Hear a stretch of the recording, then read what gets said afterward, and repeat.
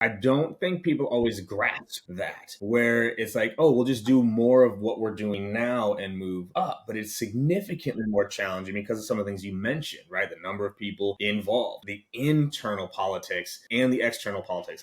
You're the first one to say that on the show. So I want to go deeper on that, right? So for landing these large deals, you have to deal with the internal politics, right? The company you're at, but also the external politics, the politics at the company you're trying to navigate. Expand on that a little bit more. No one's talked about this part yet, and I think it's so crucial. I think the external politics too is you like covering, and I've been fortunate enough to cover the Fortune 100 in a couple different accounts, or a couple different firms, I should say. Just the amount of people involved, right? And it depends from Clary, right? We're selling mainly to the CRO, CFO. UiPath was an interesting one where you had to sell oftentimes CIO, CHRO, supply chain, QA, F&A. Like it ran the gamut. And to drive an enterprise-wide sale, you just have so many more stakeholders.